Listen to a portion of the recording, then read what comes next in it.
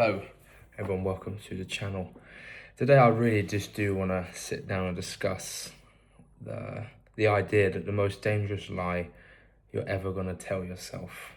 Now what exactly is that? 'Cause that's quite a vague statement. What exactly is this lie? The lie is something that I think we all do very passively, and it's only until you become very conscious that you're saying it, you realise that that's exactly what's holding you back. And it's the idea that this is just the way I am. This is just how I do things. But why is it? What exactly has led you to that belief? I think it really does come down and stem from several pillars. Now, it's your identity versus your personality. What exactly is your identity? What exactly is your personality? It's your learned behaviours. What experiences have you had that have led you to believe this? It's then becoming your own role model in order to counteract this. And it's honestly why your past does not need to have the final say. Just because something's happened previously, you don't need to constantly anticipate the next step you're going to take to have the same consequence based upon something that's already happened.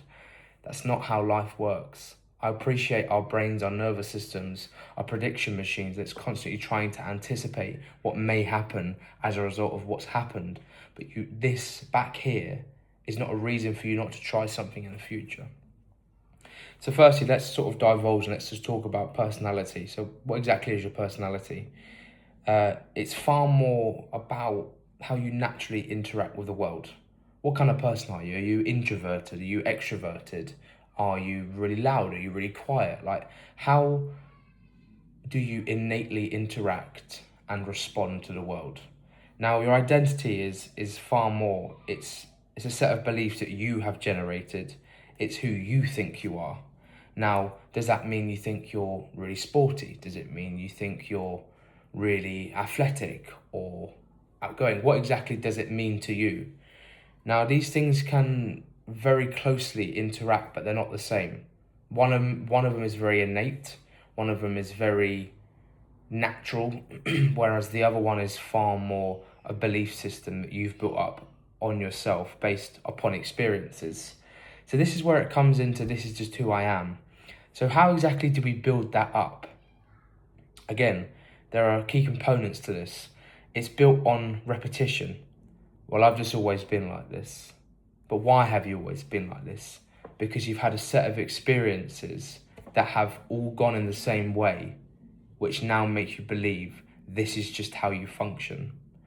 Now, ultimately, the next integral part of this is the protection element of things. If you believe you can't do something, you're never going to risk failing because you're never going to try. And it keeps you safe and locked in the idea that this is who you are and this is your paradigm. If you're never willing to try and branch out, if you're never willing to try and expand and grow, ultimately, when you decide you want to grow, you need to accept the potentiality that it could all potentially come crumbling down and you could fail miserably. That's in the work. If you want to grow, if you want to evolve, you need to understand that it might not work. It might not go how you think it's going to go. But in you just being the way you are, if you never take that risk, you're constantly protecting that idea. You're constantly protecting yourself from failure, which is just keeping you locked in the person who you don't want to be anymore. And it's your environment as well. It's important to understand that the people around you often reinforce an idea, and the more it's reinforced, the more you believe it.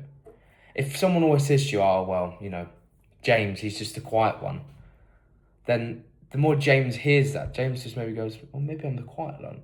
And the more he thinks that, naturally, his sense of self responds to that.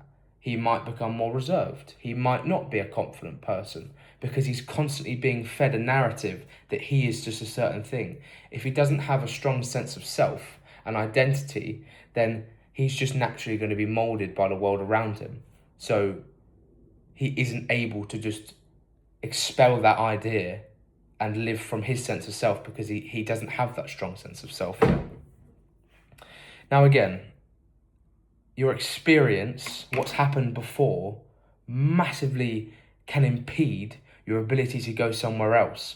If you're constantly looking back and checking, oh, well, when I went down this road before, or when I ate that food before, this happened, and that doesn't mean it's going to happen again. If you're constantly living your life afraid to do something new as a result of something which has happened, you're depriving yourself of the one thing we have, and that's experience. If you've had the same experience twice, if you have been dumped twice, what is something so common? Well, I'm clearly just unlovable.